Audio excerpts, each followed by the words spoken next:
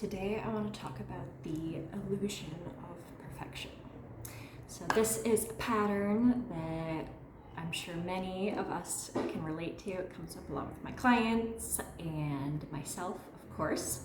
So today I'm going to share a story about where I've noticed this pattern come up in my life. And it's a sneaky pattern, right? Because for me, I've noticed it keeps me stuck in a state of never quite there yet and never quite good enough, because perfect doesn't exist, right? We are all humans. We aren't perfect. I definitely am not.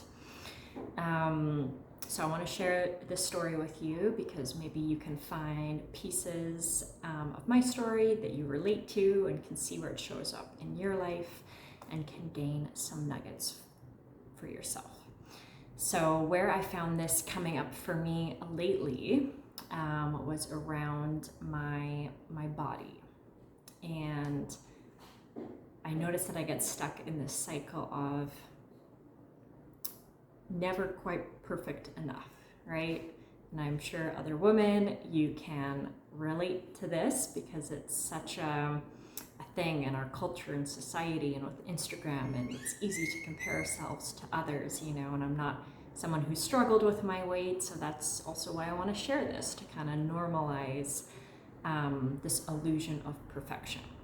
And so for me, I noticed that if I've gained a couple pounds, then I'm constantly like, okay, I just need to lose a couple pounds. When I lose a couple pounds, then there's criticism of, oh, but now I'm too skinny, or now I don't have enough curves, or there's always something, And I was noticing the other day, again, this thought pattern of, okay, if I just lose a couple pounds, then I'll love my body. Then I'll feel good. But it's an illusion. It's a lie. My mind tricks me, lies to me. And I know this because I know when I lose a couple pounds, I'm still not happy, right?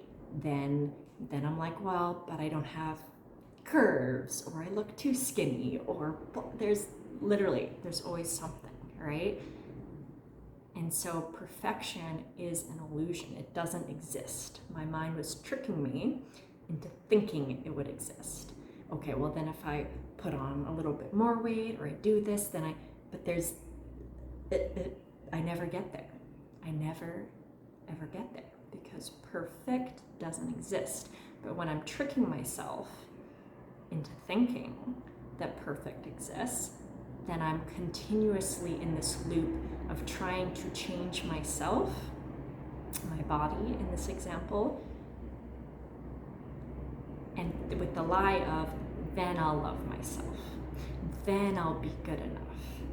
But it is an illusion because it doesn't exist. So I don't know if you can relate. So I caught this the other day, right? Of like the mind being like, okay, just lose a couple pounds, then I'll love myself, then I'll love my body, then I'll feel good in my body.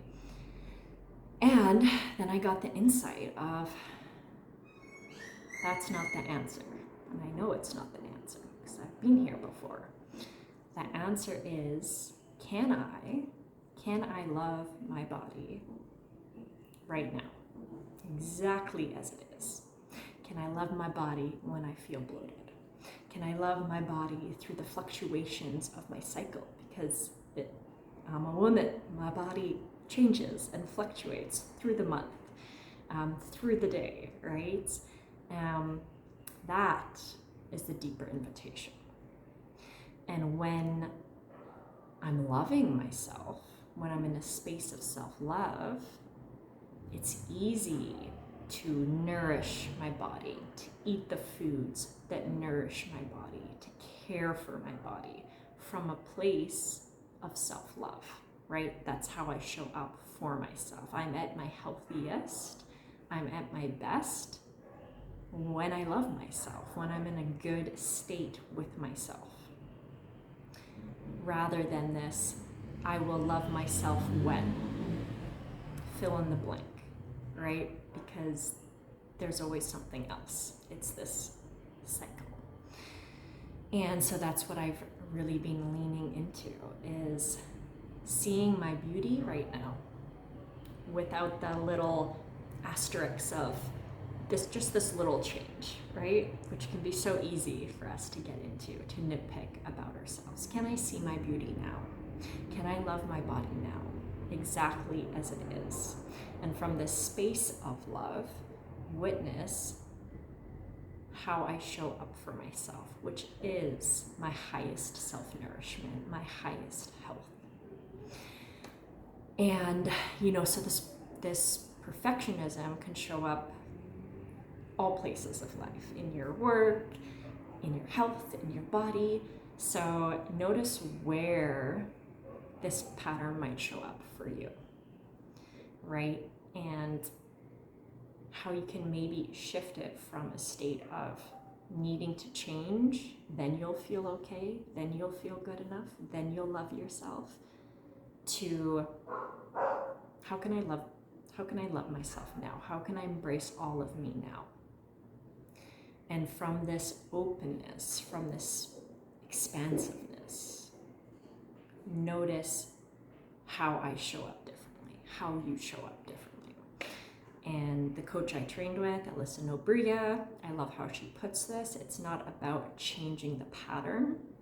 It's about changing your relationship to the pattern, right? So if me judging myself, right, of like a nitpicking that I always need to change something hasn't been working, then changing my relationship to the pattern, right? Changing that relationship to loving myself and my body now actually is what shifts the pattern, right? Because when I'm showing up to myself, like when I'm doing well, when I'm loving myself, it is when I'm my healthiest, right? When I'm struggling or going through a rough patch, that's when I'll emotionally eat. That's when I maybe will miss a workout or don't want to do those things, right? But when I'm in a state of love, that's when I want, like it's in me, I want to nourish myself. I want to do the things that are for my highest health.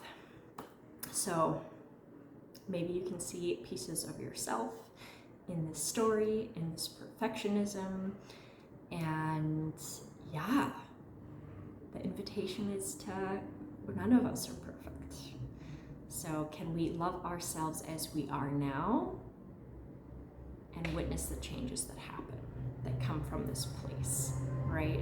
Of not needing to change, but from love, and notice how I show up differently from that state.